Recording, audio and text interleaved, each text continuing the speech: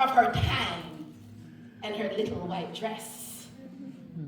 And you, Miss Anthony, you need to know your worth. You need to know not everybody has to have access to you. Not every single body has to whisper into your ear your value. You must know you are worthy. And Miss McFarland came down to the court, and she was a character witness for me. And the judge threw out the case. Wow. Nice. And that changed the trajectory of my life. Because she planted something in me that made me realize I was worthy. And I think about the work that we do here. I say we, but all of the staff, Tina, Dr. Jean Augustine, the other staff, we don't know what we are planting into these young girls. We might not see the fruit while we are alive. True. But one of these young girls will probably get up here 20 years from now and talk about a story that changed the trajectory of their lives, right?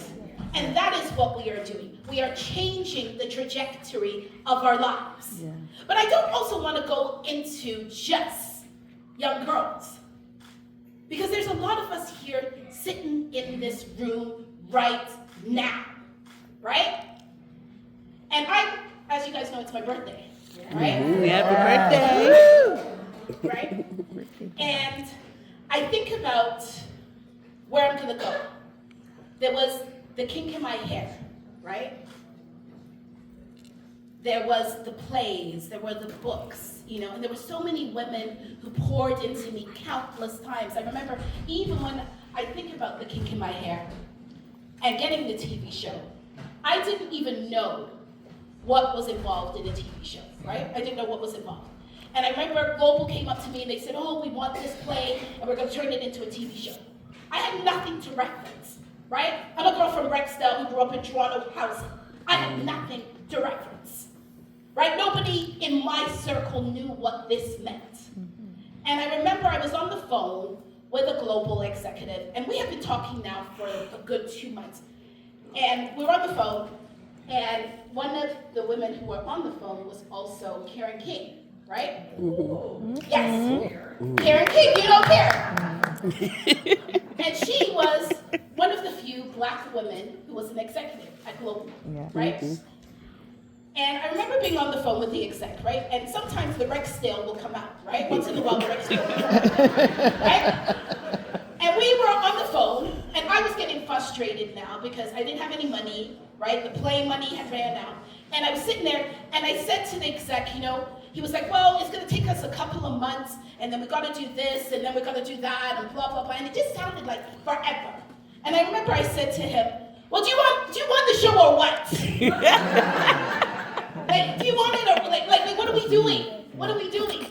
Please remember, I still was in my 20s and I was, a little rough around the edges, right? And I was like, do you want it or not? And Karen sent me a little text. Right? Karen sent me a little text. And she was like, baby girl, you don't talk to executives at Global like that. And Karen brought me a negotiant, and she sat with us. Wow. And she basically gave us the rule book about what it means to be a Black woman in the industry and how you have to move and what you have to do. And she was intentional about opening doors for us. And as I sit here about my birthday, right? On my birthday, I think about what is my next intention? Because I'm pretty much now middle-aged. I don't know how many of you don't want to acknowledge we don't. I know it because I'm up here hot. Right? Just laughed you away, right? Forgive me, right? But anyone here in middle age? I'm a little girl. I know when I meet it. I'm a little Looking girl. good, looking great, looking Yes, good, yes. looking good. You look like you're unsure. In denial. In denial. Right? But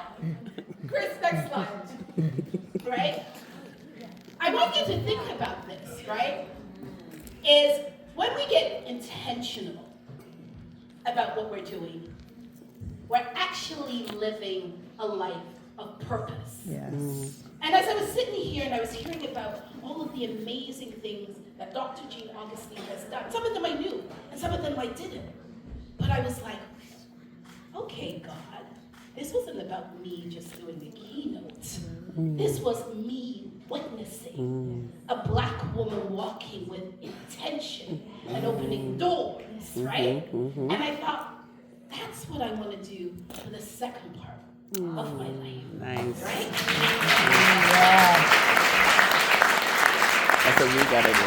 Because we don't have to reinvent the wheel. Trust me when I say there's always someone who's done it. And you have to follow the breadcrumbs, especially when they're legendary, right? And I give this back to you for all of you who put up your hand and you said you were middle-aged, right? How are we going to live the second part of our life? Because we are at the halfway point, right? And those of you who are a bit further, you know it, right? It's coming up, right? You blink, right? And it doesn't matter, right? And I'm going to round this off with the last story, right? Because I'm going to just say this. The only thing that we're really sure of in this lifetime, none of us know when we're going to die. But we do know death is the only guarantee, right? And taxes, somebody's faking it, right? And life, how you live life, is your reminder of how we are going to live it. What are we going to do? Who are we going to be, right? And so I just really want you guys to really think about this. Like, what are we leaving behind? What is our legacy, right? And we don't have to change everybody. But there's something that you could change within your own self. And it's never too late. Because I'm going to end this speech with a little story. And some of you might be familiar with this story. But my grandmother was 86 years old. And my grandmother was really proud of me. By this time now, I had the TV show, I had sold out theaters, the play had grossed millions of dollars, it was all over the world. And my grandmother used to take the GO train from Brampton to the Princess of Wales Theater every single night. Yeah. And she would sit in the front row. Yeah, I remember right? that. And the ushers would reserve that seat that would be like, that's Trey's grandmother's seat. Yeah. And it got so bad that my grandmother was watching it like every single night. And if the actors missed a line, my grandmother would be like, no. You're trying to mash up Trey's play? No. Right? So she knew, right? All the actors were like, Grandma knows. Right? And one night I came home and my grandmother said to me, you know what, Trey, my God, every night I sit in that play and I think, look at you doing your dream. I'm so proud of you, Trey. And she said, you know, I had a dream as well, you know, Trey. Many years ago, I thought I should have been a singer. Even maybe a rapper. So I looked at my grandmother, right? And I was thinking, Grandma, come on, dude. Like, I really thought like the ship had sailed. You're 86 years old, right? No way. No. Caribbean. And I was like, Grandma's not Drake. She's not Jay-Z. She's definitely not Kendrick, right? And I was like, Grandma,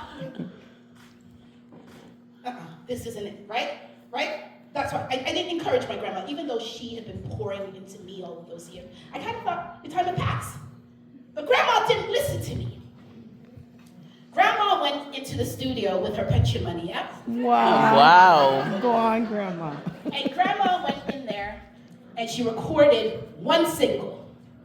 What? Right? One single. And it was a little reggae tune, right? And it's up on YouTube. So if you guys don't believe me, you can look it up on YouTube. Wow. Right? And Grandma had this record and she released it, right?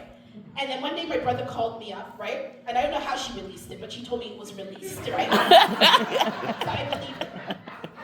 And one day my brother called me up and he was like, Trey, I'm on Eglinton, brethren. Why is Grandma in here with her knapsack hustling? Her one CD, one song for $10 a pop. For $10. And people are buying it, Trey.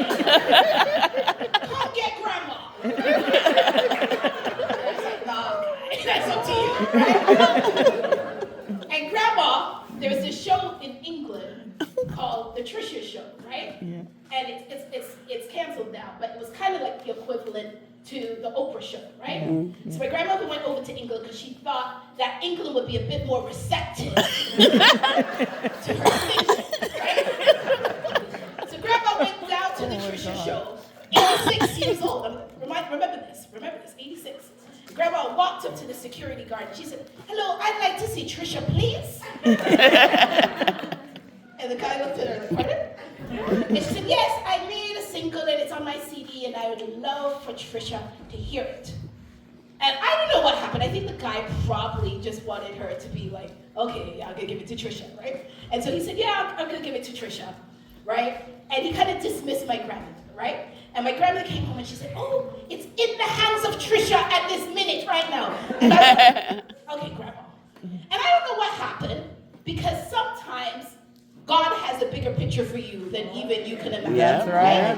Yeah. Because I again was like, "Please, Grandma, Trisha," right? One of the biggest talks. It's like going to Oprah, right?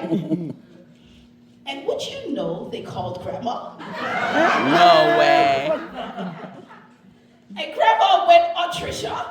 What? Sang her little tune, right? And then it was so popular that after they invited my grandmother to be like a guest, right, who would commentary on things, because the show was like, a little bit Jerry Springer, like so. And so my grandmother would sit there and say, and Trisha would turn to her and say, "What do you think about this, Miss Campbell?" And she would say, "Oh, you should leave him. He's cheating on you." Grandma's on TV in England. Grandma bus. Grandma. Right? When they're single. She then was on CBC radio, if CBC is in the house, right? And my grandmother was living her best life, right?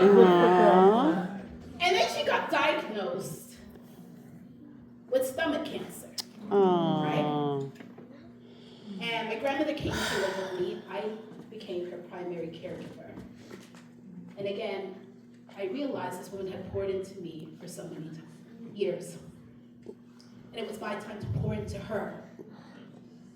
And my grandmother was doing chemo. She was doing radiation. My grandmother was always like, Jamaicans in the house will know this, what you call big and strapped-in, right? My grandmother was a big strapped-in woman. Mm-hmm. She got reduced down to about 94 pounds. Wow. Right?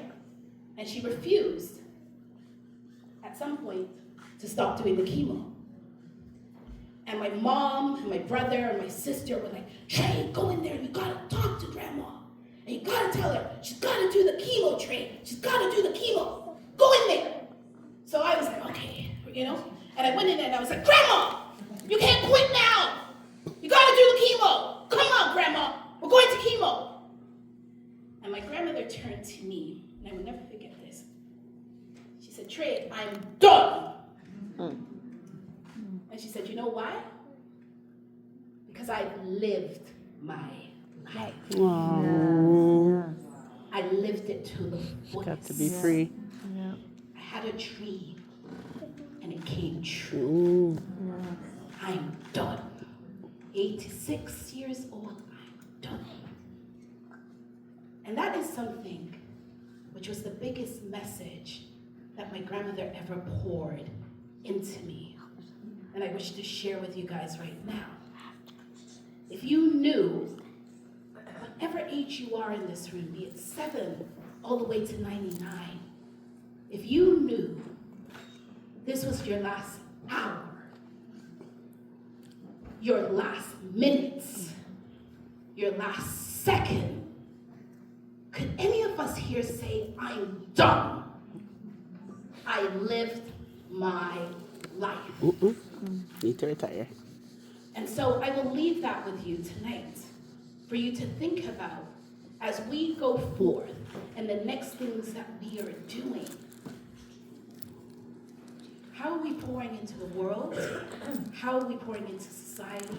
How are we pouring into our dreams? Because the only thing that is guaranteed is none of us are coming out of here alive. We gotta say, "I'm done," and do it with purpose. But some of you guys have been saying, I'm done way too soon. You know what I mean? And so I want you guys to think about that.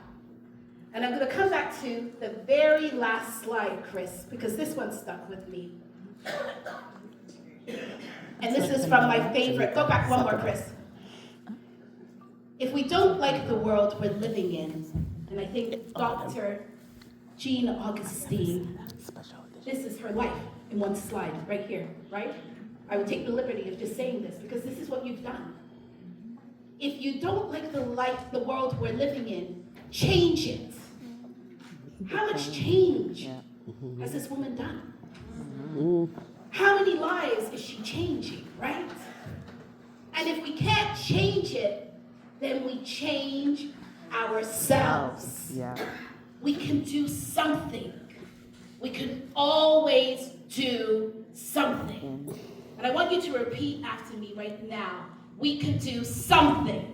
We can do something. We can always do something. We can always do And something. one more time as I end this. We can do Something. We can always do something. Thank you so Woo! much. Amazing. I just realized I was on that.